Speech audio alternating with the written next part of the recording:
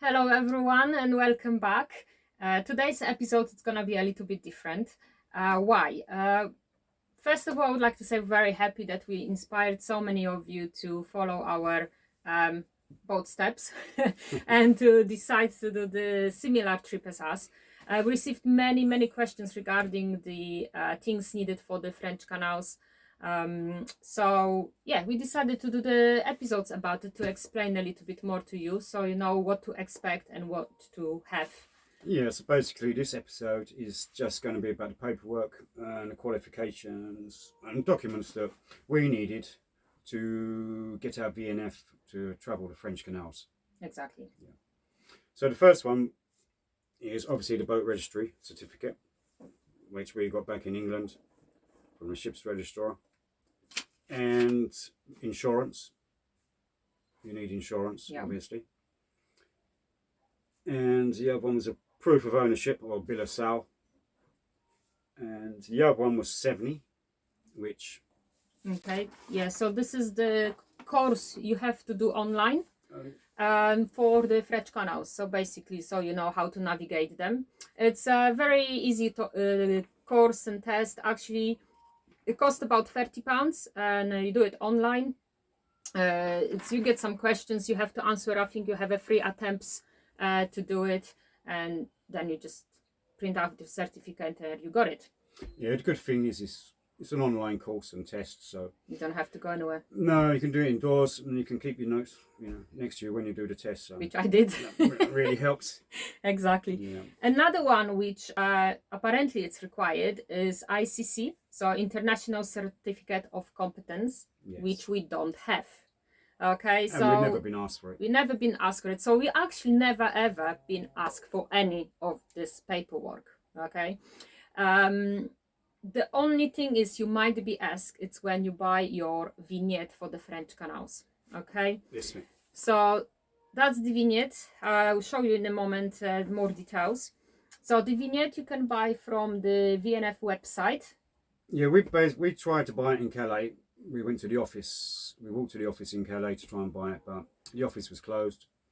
So therefore, we went ahead and we bought it online. Which now I'd recommend you buy it online because they go into a lot less detail. Yeah, they don't ask you for any paperwork, isn't it?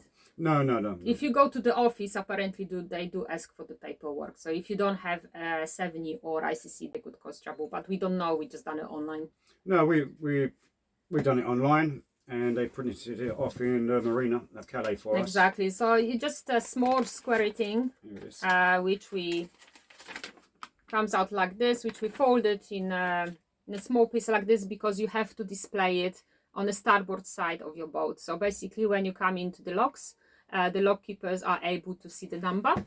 So all it shows the name of your boat, the registration number of your boat, length, for how long you bought the vignette for, and the expiry date. So this is actually our second vignette because we ran out of time with the first one. So when it ran out, we decided to buy another one. We bought another one for a month, which actually turns out that we didn't need to buy another one for a month. No, if we pushed it, we could have got onto the rivers. Exactly. Because we didn't know that. We find out that when you get on the rivers, you don't need that vignette. So they're purely just for the canals. Okay, so basically only 2/3 of our route, you need the vignette. Once you get on the river, so on, that's it. You don't need to have it. So we could really save some money and just buy for 2 weeks. But then at least you've got a peace of mind. And how much was it for the month? So for our boat, which is 9.5 meters long, it was €126.90. And that's for any boats between 8 and 11 meters long. Yes, and this is one of the ways they will track you through the canals as you go into the lock. The lock keeper will take the details. He'll take the number of your vignette, the name of your boat, and it's one of the ways they will keep a track on you, how you're traveling through the French canals, which is good. Yeah, exactly. So you can buy vignette for 1 week, 2 weeks, 1 month, and a year. So that's the options, but yeah. Okay, so the other thing, one of the most important things we used was this book. Yeah. Yes, Through the French Canals by David Jefferson. This was 12th edition. but we use this every day. Every day. Fantastic book. We can't recommend hardly enough. This is a must have. You must buy this book if you're going to do the French Canals. It's going to help you so much. Yeah.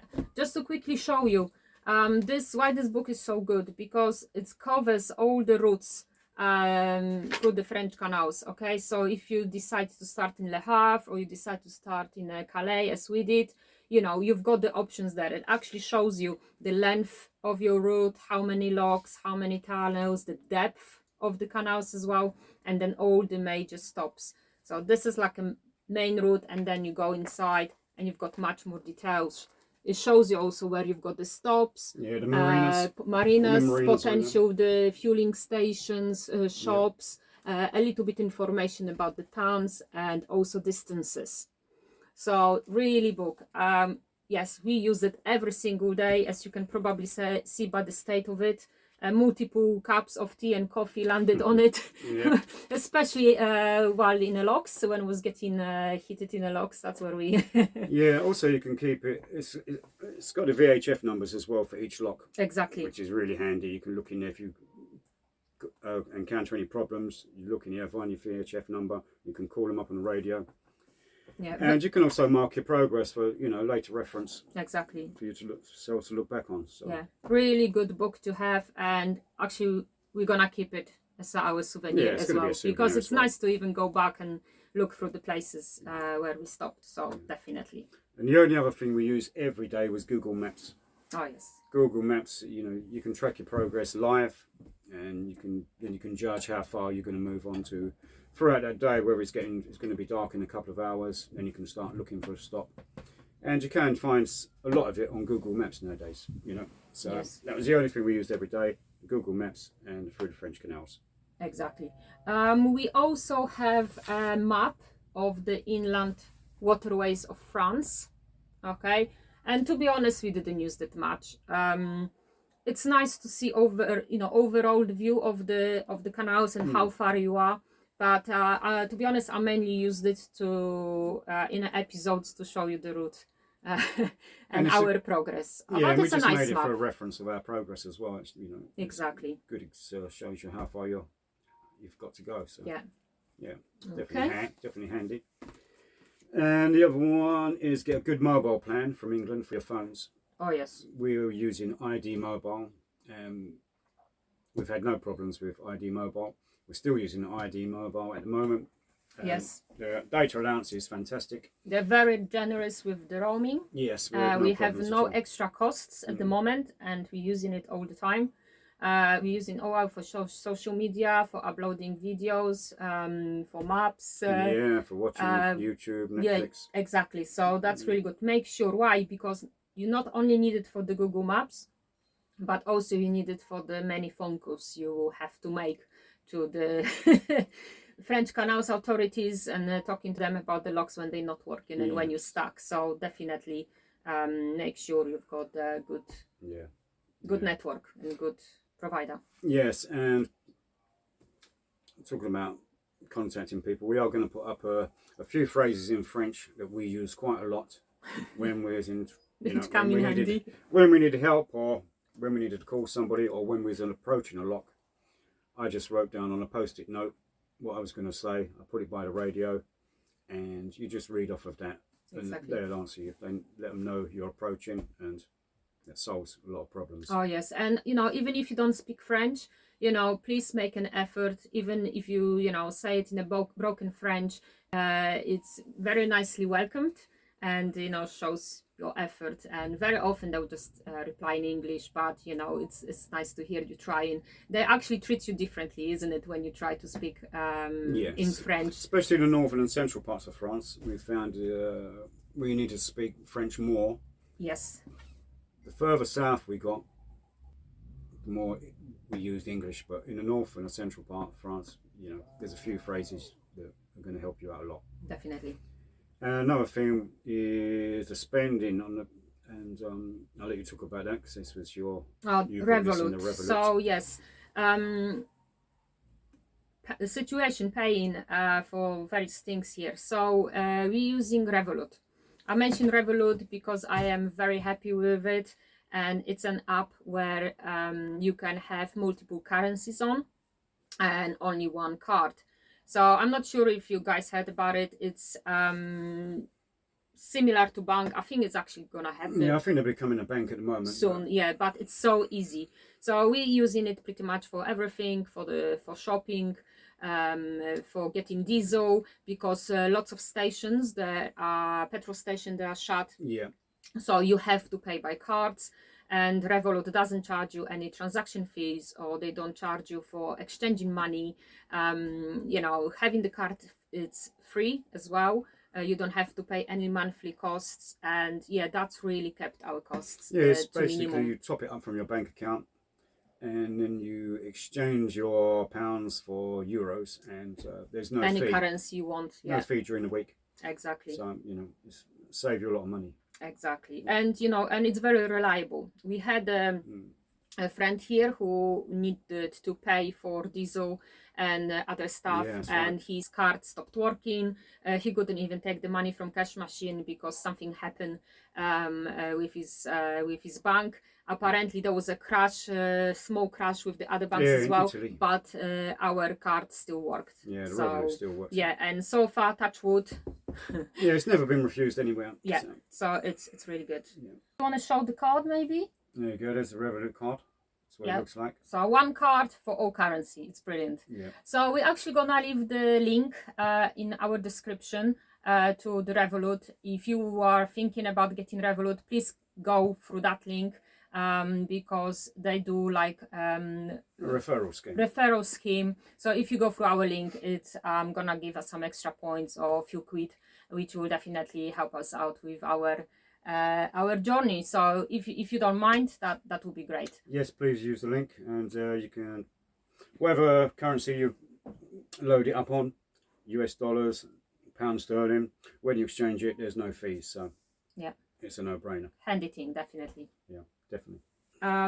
Do you want to talk about this one maybe? Oh, Google Translate, yes. That comes up to back, yeah. We use Google Translate quite a lot. It's even just talking with people, there's some really good conversations through Google Translate. So you know, we use that. It's gonna help you a lot. Yeah, and Google Translate app is quite handy as well, because they've got the option of translating from the photo. So if you've got to see any signs or you get any paperwork and stuff, you just scan it. Scan it, and it's gonna translate to the language you want. So that's very handy.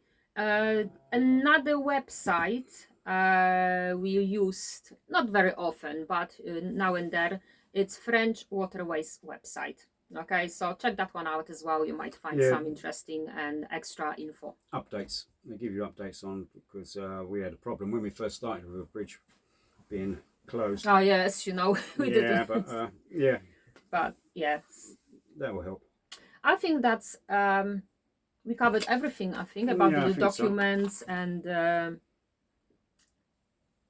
can't see. Yeah, anything. The only thing is the VHF radio license. That will be handy. We have one.